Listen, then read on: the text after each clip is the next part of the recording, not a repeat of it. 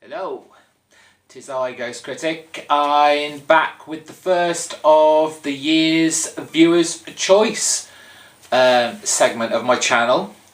If you're new to this type of video, what I do once a month is put my reading in the hands of you. Sometimes I ask to just recommend anything, or sometimes, like last month, I kind of theme the recommendations, and basically you decide what I read, and then at the end of the month or end-ish of the month, I review the book I've just read and tell you if it's any good or not. Fortunately, the last three have been amazing. Really enjoyed them.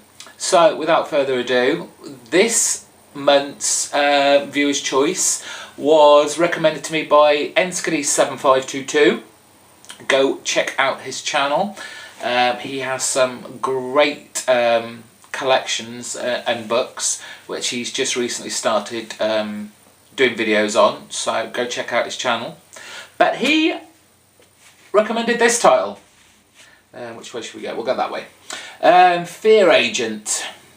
This is Volume 1, Reignition, written by Rick Remender, currently writing Uncanny X-Force. He's done other stuff like The Punisher, Booster Gold and Venom, and the artwork is by Tony Moore, who's worked with Remender quite a lot, also on Punisher and Venom. He did the artwork for the Vertigo series The Exterminators, and he does a lot of work for The Walking Dead on Image Publishing. So he's well seen artist, and the work in here is still very, very good. So what's it about? Our main character is called Heath Houston. He's basically, he's an alien exterminator. He's not that clean cut. In fact, he's quite down on his luck. He's a whiskey drinking, unshaven, kind of, I won't say anti-hero, but he's certainly rough around the edges. It starts off with him on a planet called Frasturga? Yeah, we'll go with that. Frasturga. And we find out he's on a job, and it's on this planet, two different kind of races live on it. You have the cave dwellers and the village dwellers, and for a long time they have lived peacefully, kept in their own little areas, but just recently the cave dwellers have been coming into the village and basically ransacking the place for any kind of technology or metal and all that kind of stuff. So the village have hired Heath Houston to go and investigate and find out where all their materials are going, and it's just crazy. This is one of the words I will probably use a great deal for this. It's absolutely crazy. It kind of reminded me in a way of, especially the main character. He's like an Indiana Jones, but the science fiction version, out in space, where not so much, you know, he's going looking for artifacts of historical note or anything like that, but the kind of, he gets into these awkward kind of scenarios, and it looks like, you know, he's not going to get out of them, and then either by luck or, you know, by some clever little plan, he escapes, but then it's like out of the fire into the frying pan, or whichever way it goes. You know what I mean. Basically, this guy is messed up. He's one of those guys that hasn't got a lot of money, and he's doing these jobs because, well, basically has to survive. What happens in the first, this is only 4 issues long, it's quite a short book. In the first issue, it kind of builds up to what the whole story arc is actually about, but he comes across what is actually happening is the cave dwellers are being kind of brainwashed and manipulated by this huge kind of jelly-brained creature. think you might just be able to see that. But yes, this is controlling all these peaceful, usually, cave dwellers into getting all this material and technology for it to build a rocket ship to escape.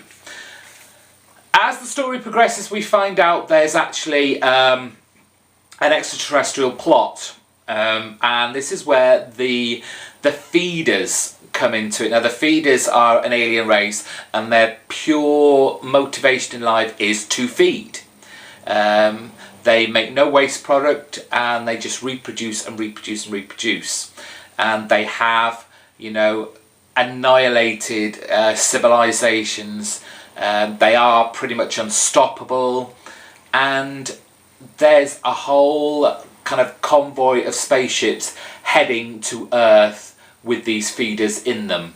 So obviously the genocide of humanity is on the cards. So it's up to Fear Agent, when he comes across them, to stop them. But in a quite a crazy twist, while he is trying to rescue Earth, he gets thrown into the future, far, far into the future, to an even worse kind of apocalyptic planet where the feeders basically have, you know, won and taken over, and there are very few threads of humanity left.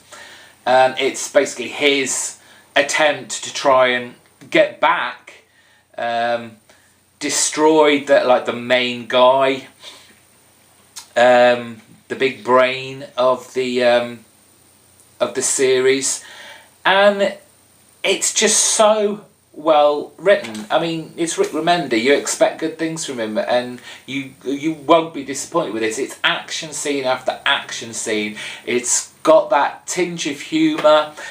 His relationship with his onboard computer raises a few laughs along the way, and of course you've got your busty heroine by his side, that throws in the mix. So yeah, I really enjoyed this. It was a fun read. The best thing about this, and it's a bit of a cheeky marketing ploy by Dark Horse, is that it leaves you on one hell of a cliffhanger. Usually when you get like these collected, graphic novels, you get a whole story in one. They'll do 6 issues, and just handily that story will be over 6 issues.